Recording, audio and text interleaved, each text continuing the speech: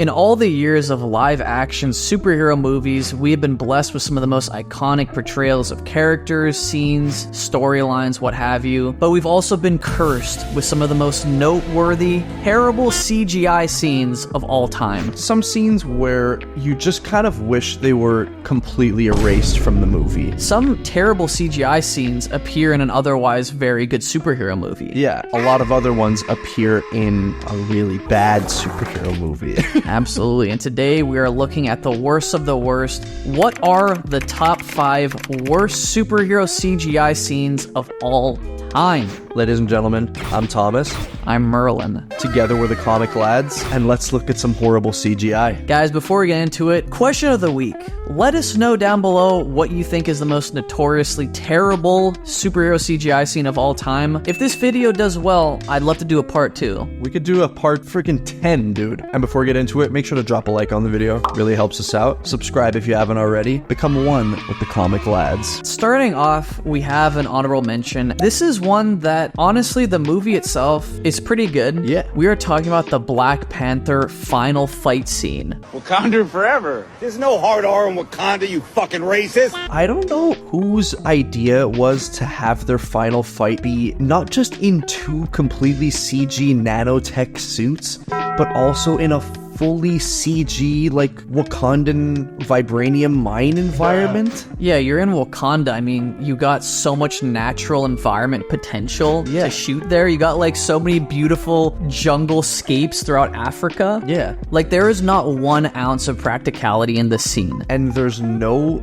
weight to the character movements and animations, too. Like, they kind of just, like, float towards each other and then bounce off each other as though they're in, like, a zero-gravity environment. There's this one terrible shot I remember where Killmonger like hits T'Challa away and he like swings around on this vibranium pillar and like jumps back, and it just looks so bad. Not just the CGI, but the camera work choice was so weird. It like orbits with him. Well, and the momentum and movement itself just makes no sense. Exactly. And like, I know we're watching superhero movies, we need to suspend our disbelief a little bit, you know, for superpowers and stuff, but when shit is not even moving the way it's supposed to in like a physical plane, it takes me out of it. This movie had such great like costume design and wardrobe. You have the amazing garments for the Dora Milaje.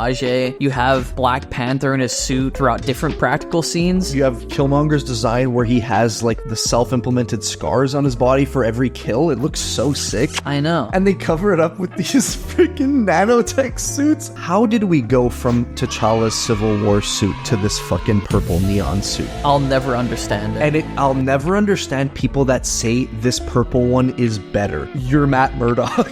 Yeah, agreed. This scene in particular just makes me feel like I'm watching like a really shitty PS3 cutscene. Spy Kids 3, game over. It's so funny because going from a previous fight in the movie where T'Challa faces off against Killmonger in that like in the water with sick. Exactly, with the kind of fight for the throne scene. Yeah. It's all practical, it's real action, but in this I'm just so checked out. But getting into our top 5, guys, now we're getting into the real nitty-gritty. We are starting things off with the Black Widow ending scene. Yes. The big final climactic sequence on the falling helicarrier. Yep. I was laughing my ass off in the theaters, and I remember like you were kind of pissed at me because I kept laughing and you were trying to enjoy the movie. Let me watch it, bro. I know, and like I was dying of laughter because I just could not believe this sequence made it to the final cut. Yeah, and I think specifically the part that we want to highlight for this segment, those few shots of Yelena and the blue screen behind her is palpable. Like, I can touch it. How are you gonna fuck up a green screen, dog? Yeah, I know. In like the big like 2020s. Come on. It just looks so fake. Like, it's so flat. I feel like I'm watching Paper Mario or something. Yeah, it's really bad. When she actually blows it up, the explosion lifts her off the helicarrier, bro. It's like the worst wire work ever. I know. This isn't to do with the CGI itself, but the line deliveries in this scene just add to the fucking chaos. Yeah, they do. Don't do it! This was fun! No! Don't do it!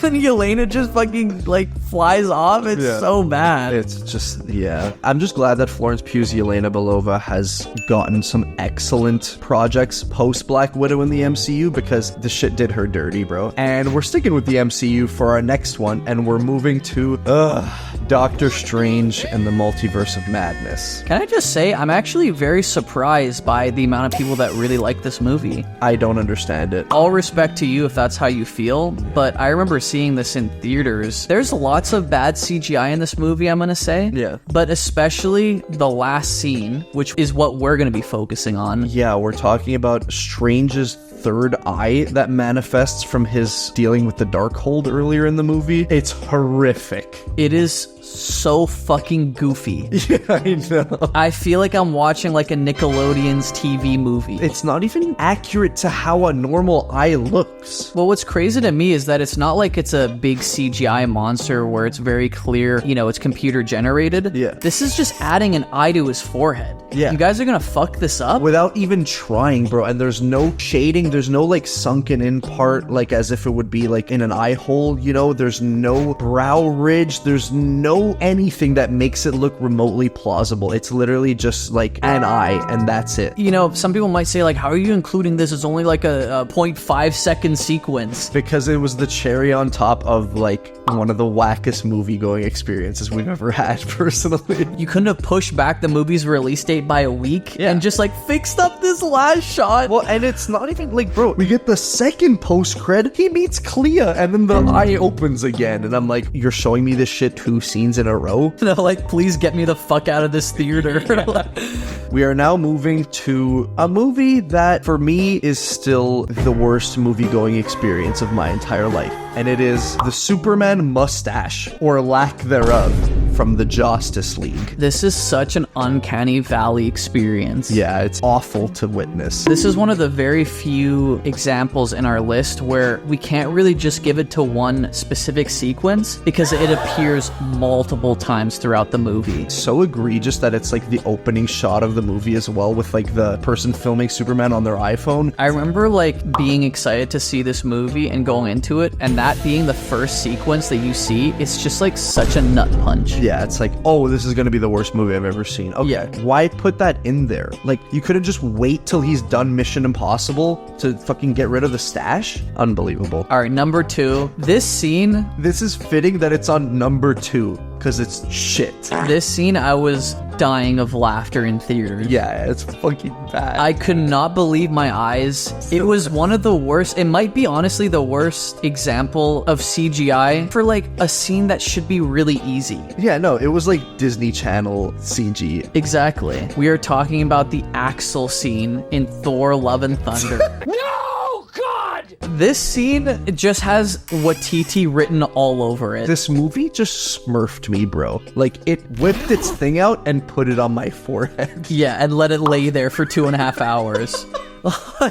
like there's so much bad CGI in this movie particularly, but like this scene is where I truly could not see the MCU getting any lower. I can't imagine it could get worse than this. It can't. It looks like a shitty iMovie cropped head. Yeah, like you circle cropped his head at like 74% opacity. Exactly. You lower the opacity. I don't know if it's intentional, because it's such a stupid scene too. He's like, oh, my name's Axel now. It's after this popular band. It's not Astrid, it's Axel. And I just feel like Watiti himself must have edited the scene, surely. And you chose to take arguably the 2 best Thor stories in the last like 40 years and dookie on it. Hodgepodge them into one piece of shit movie that does neither of them justice and actually ruins them. I'm like fucking fuming. Yeah. But getting into number 1, guys. This scene isn't just bad, like, it's fucking disrespectful. It is in horrific taste. I don't care to say this. Everyone who was involved with it, at the very least, on the decision-making process, should be ashamed with themselves. We are talking about the Flash ending sequence where the multiverse splits and you get all these different movie dimensions that we've seen in the past, all the way back to the Christopher Reeve verse. Yeah, and we get a awful taste PS2 level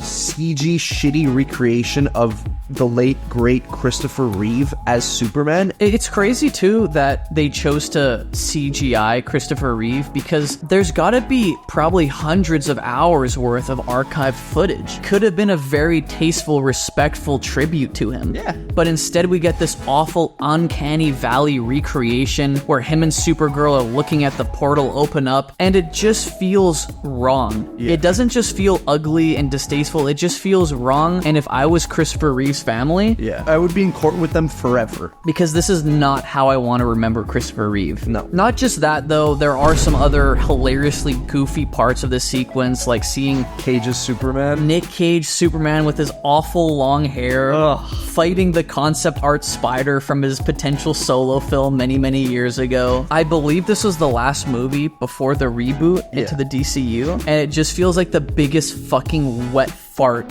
It is. of a send-off to like the DCU. It's actually, it's explosive diarrhea is what it is. But like not on a toilet, in your nappies.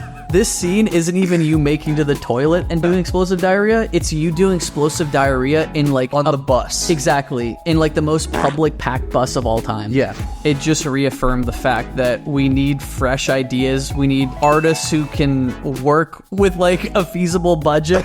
Yeah, and like time constraints. Exactly. And also we need to not write scenes like this. If I never see this scene again in my life, it'll be too soon. Guys, we just touched the tip of the iceberg. If you guys want to see part 2 of this video, I mean, we could think off the top of our head like probably 15 other scenes. Let us know down below if that's something that would interest you, and let us know what is another iconic, terrible CGI scene from a superhero movie. Guys, before we click off the video, we do want to just remind you that we have our Patreon and YouTube membership live for you guys, where you can get tons of awesome benefits for just $2.50 a month. Not even the price of a cup of coffee. Not even. Guys, we got tons of fun stuff for you over there. We got a weekly podcast, weekly book club discussions, access to our Discord server where you get to chat with us, and you get early access to every single one of our main channel videos. So if you guys want to support what we do for just $2.50 a month, plus get these awesome perks and more, make sure you check out the link in the description below or hit the YouTube join button to learn more. We love you guys. We love you dearly. Peace. Peace. Peace.